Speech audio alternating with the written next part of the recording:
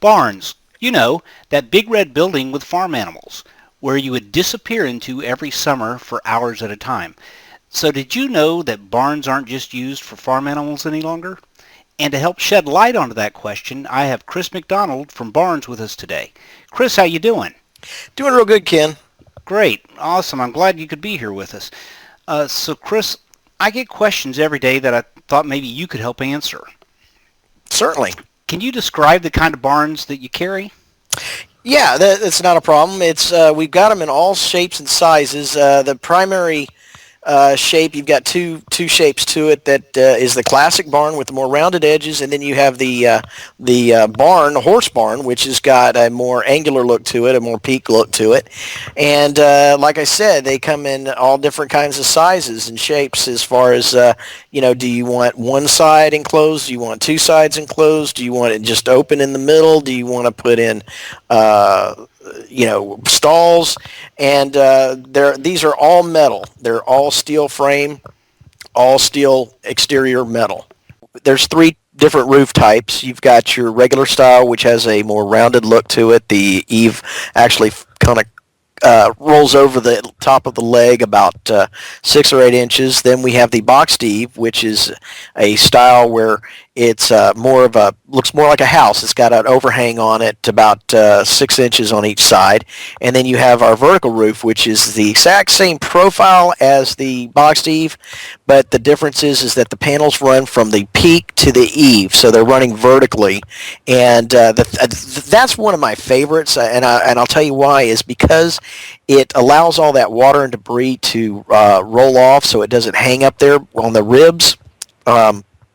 And the other thing that I like about it is that it has additional strength to it because it's got 4 hip channels, primarily to allow somebody to be able to screw those panels into gives it something to hold on to, but it also strengthens the structure. Okay, all right.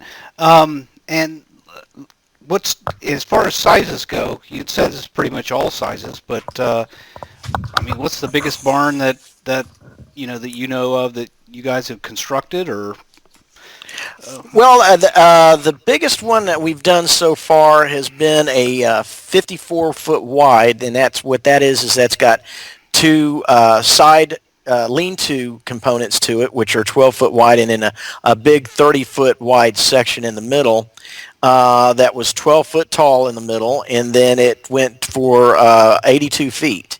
Wow. So yeah, it basically what the gentleman was doing was he was building out for a chicken production plant, and so he needed a lot of space and a lot of long space. So we took 2 of our basic units and connected them together for a small fee.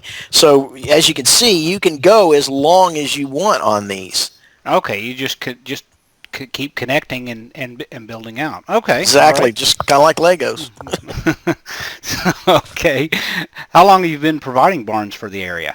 Since 2003. Okay, so we've been around for a while. Okay, yeah. So you had the experience doing this, and it's that's fantastic. So what type of things have you seen these barns used for over the years besides just what you would normally think as a to put animals in? Yeah, primarily horse and cattle, tack, hay barn. I've seen them, as I mentioned earlier, a chicken production facility, egg production. The people have all different kinds of ideas, and it's really just limited by your imagination. I've seen people come in and they've made them into for dogs, the kennel type of thing? Kennels, yeah. They've turned them into kennels. So it's just really whatever the customer wants to do with them. Okay, well, fantastic.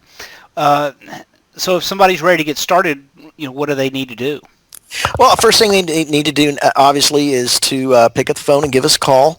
Be glad to talk to them about any questions they may have, any concerns. We can also give them some advice on how to install it, where they're installing it, We can give them advice on the look, the style, wind bracing, any of that kind of stuff. So once we get through that process, going back and forth a little bit with them, and then once they've decided to, exactly what they want and how they want it done, we'll take about 5 or 10 minutes to fill out the order form and get it to them, and then we do the down payment, and we're good to go.